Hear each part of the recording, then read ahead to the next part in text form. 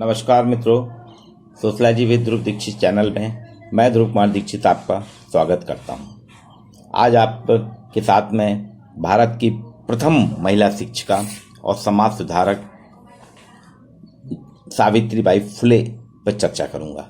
3 जनवरी आपका जन्मदिन है और सावित्रीबाई फुले भारत की एक प्रमुख समाज सेविका के रूप में जानी जाती है। 10 मार्च 1897 को महाराष्ट्र के सतारा जिले में आपका जन्म हुआ था और ये एक प्रथम महिला शिक्षिका हैं और समाज सुधारक, मराठी कवि भी हैं। आपके पिता का नाम खंदोजी नेवसे पाटिल था और माँ का नाम लक्ष्मी। 1840 में आपका विवाह ज्योतिराव फुले के साथ हुआ। ये बाल विवाह था क्योंकि मात्र 9 साल की सावित्री थी और 12 साल के ज्योति थे। लेकिन इसके बाद भी चूंकि परंपरा थी घर की, उस समय बहुत पिछड़ापन था, बाल विवाह एक सामान्य बात थी, तो कृषक परिवार के खंदोजी ने विवाह कर दिया। लेकिन सावित्रीबाई को जितना सपोर्ट उनके पति से मिला उतना कहीं नहीं। ज्योतिराव भी खुद एक समाज सुधारक थे। ज्योतिराव फुले ने बहुत काम किया है महाराष्ट्र में, छुआछूत के खिलाफ आंदोलन चलाया, महिला शिक्षा के लिए सशक्त प्रयास किए, विधवा विवाह पुनर्विवाह की चर्चा की, बाल विवाह पर रोक की बात की। ऐसे कई उन्होंने सराहनीय कार्य किए। बाद में अंबेडकर ने भी उनके साथ में सहयोगी रहे और एक लंबी मुहिम चलाई ज्योतिराव फुले ने। और भारत में ज्योतिराव फुले एक प्रमुख हस्ताक्षर के रूप में जाने जाते हैं समाज सुधार के। जो स्थान राजा राम मोहन राय का, वही स्थान ज्योतिराव फुले और सावित्रीबाई फुले का है। एक मिशन की तरह सावित्रीबाई फुले ने एक मिशन की तरह अपने जीवन को जिया और कहीं भी किसी प्रकार के इतने अवरोध आने के बाद भी समझौता नहीं किया। आप प्रथम प्रिंसिपल थी बालिका विद्यालय की और आपने वहीं एक प्रथम किसान स्कूल की भी संस्थापक हैं। ये उस समय ज्योतिराव फुले और सावित्री फुले ने पुणे में स्कूल खोला था, बालिकाओं के लिए स्कूल खोला था। उस काल में जब ये माना जाता था कि बालिकाओं की शिक्षा और बालिकाओं के लिए स्कूल खोलना एक सामाजिक पाप है। आज से 170 साल पहले 1848 में आपने 3 जनवरी 1848 में पुणे में 9 छात्राओं के साथ एक स्कूल स्थापित किया था। 1 साल बाद आपके 5 स्कूल हो गए, लेकिन सामाजिक विरोध, सामाजिक दबाव के चलते स्कूल बंद हो गए। लेकिन सावित्रीबाई फुले रुकी नहीं, हार नहीं मानी, उन्होंने पुनः वहाँ पे स्कूल स्थापित किए। इनके बारे में बताया जाता है कि जब ये स्कूल जाती थी सावित्रीबाई फुले, तो अपने साथ थैले में एक साड़ी ब्लाउज अलग से लेके जाती थी।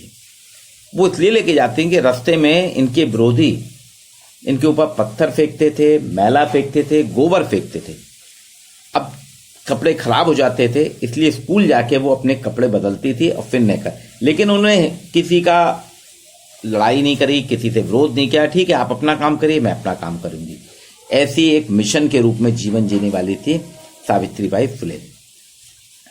आपने 9 बच्चे थे आपके परिवार में, आप सबसे बड़ी बेटी थी। 9 वर्ष की आयु में विवाह होना, आप खुद ही सोच सकते हैं कि कितना विकास हुआ होगा।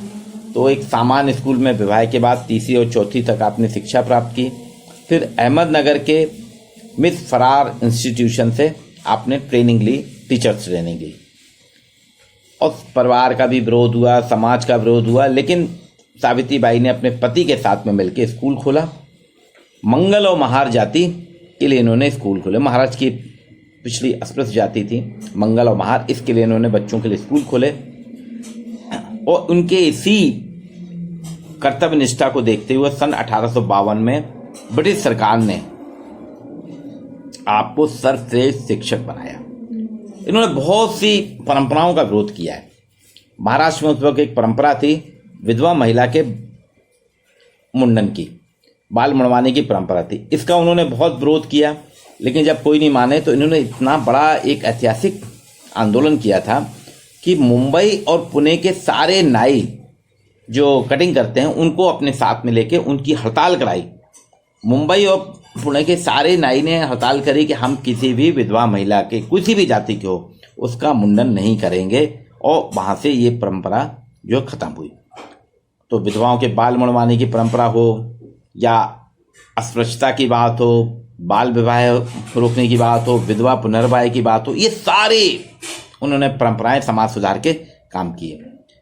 1863 में फुले दंपत्ति ने एक देखभाल केंद्र बनाया, पुणे के पास एक गांव में देखभाल केंद्र बनाया, जिसे बाल हत्या प्रति मानक गृह कहते हैं। बाल हत्या प्रति मानक गृह कहते हैं। ये उन्होंने उनके लिए बताया। उस समय क्या होता था, खासतौर से ब्राह्मण विधवाएं जो और गर्भवती महिलाएं, इनके जो बच्चे थे या बलात्कार से पीड़ित महिलाएं, उनके जो बच्चे थे उनको कैसे रखा जाए, उनको समाज में बहुत प्रताड़ित किया जाता था। तो उनको सुरक्षित रखने के लिए उन्होंने बाल हत्या प्रति मानक गृह बनाया और समाज के सामने आपने एक अनुकरण भी पेश किया। आपने एक ब्राह्मण विधवा का बच्चे को गोद लिया, वो ब्राह्मण विधवा के बच्चे को उन्होंने विधिवत कानूनी रूप से गोद लिया और 1874 में गोद लिया था। बाद में उनका एक बेटा जो है डॉक्टर यशवंत राव बना और प्रख्यात डॉक्टर था। अछूतों के लिए आपने कुएं खुदवाए, क्योंकि अछूत जो थे अस्पृश्य जाति के लोग थे, जिनको सामाजिक परंपरा के अंतर्गत जाति सोपान में काफ़ी नीचे रखा जाता है, उनको पीने के पानी के लिए कोई सुविधा नहीं थी। सभी सार्वजनिक कुओं में उच्च जाति का वर्चस्व था, तो ये गंदा मैला पानी पीते थे। तो उन्होंने अपने प्रयासों से कुएं खुदवाए जिससे कि उनको पेयजल की समस्या दूर हो। सावित्रीबाई फुले के संदर्भ में मुझे याद आता है, अमेरिका की सुप्रीम कोर्ट की एक जज हैं रूथ बेंदर गिन्सबर्ग। उन्होंने समाज में जो जेंडर असमानता है उसके बारे में उन्होंने कहा है कि मैं महिला होने के नाते अपने लिए कोई विशेष अनुग्रह नहीं चाहती। रूथ बेंदर कहती हैं गिन्सबर्ग कि मैं महिला होने के नाते अपने के लिए कोई विशेष अनुग्रह नहीं चाहती, सिर्फ पुरुष वर्ग से इतना चाहती हूं कि वे हमें पैरों की जूती समझना बंद करें। ये सोचिए, अभी कह रही हैं अमेरिका की सुप्रीम कोर्ट की जज रूथ बेंदर गिन्सबर्ग, और ये बात आज से 150 साल से भी पहले सावित्री फुले ने इस बात को रखी थी। और उनको मालूम था कि महिलाएं तभी आगे बढ़ सकती हैं जब वो शिक्षित होंगी, क्योंकि सबसे बड़ा प्रतिबंध तो उनके शिक्षित होने पे है। शिक्षित ना होने के कारण वो जागरूक नहीं हो पाती हैं, समझ नहीं पाती हैं, अपने अधिकारों के लिए नहीं लड़ पाती, अपने अधिकारों की मांग नहीं कर पाती। इसलिए इतनी विषम परिस्थितियों में कि जब सोचिए किसी स्कूल खोलना या महिलाओं का स्कूल में जाना लड़कियों का पाप समझा जाता हो, 170 साल पहले सावित्रीबाई फुले ने वो काम कर दिखाया और महिला शिक्षा की शुरुआत करी। वो अलग जो जगाई थी महिलाओं की शिक्षा के लिए, वो आज तक चल रही है। ये पहली भारत की महिला प्राध्यापिका के रूप में जाने जाती हैं। प्रिंसिपल भी पहली थी, समाज सुधारक भी थी और मराठी साहित्य, मराठी कवि भी थी, कवित्री भी थी। इसलिए 18 मार्च 1998 को भारत सरकार के डाक विभाग ने इनके ऊपर एक डाक टिकट भी जारी किया। 2015 में पुणे विश्वविद्यालय का नाम अब कर दिया गया सावित्रीबाई फुले पुणे विश्वविद्यालय। और आपको जानकर आश्चर्य होगा, आपने सभी ने देखा होगा, हम सभी देखते हैं सोशल मीडिया में, 2-3 साल पहले 3 जनवरी 2017 को 186वां जन्मदिन था सावित्रीबाई फुले का। सर्च इंजन गूगल ने एक गूगल डूडल निकाला था। वो जो फोटो डाला था उसमें सावित्रीबाई फुले की फोटो थी, वो अपने आंचल में महिलाओं को समेटे हुए हैं। मैं भी आपको शेयर करूंगा वो गूगल डूडल, तो वो उन्होंने निकाला था। सर्च इंजन जो कि इंटरनेशनल है, गूगल सर्च इंजन ने भी सावित्रीबाई फुले को उनके जन्मदिन 1917 के जन्मदिन पे उनको सम्मानित किया।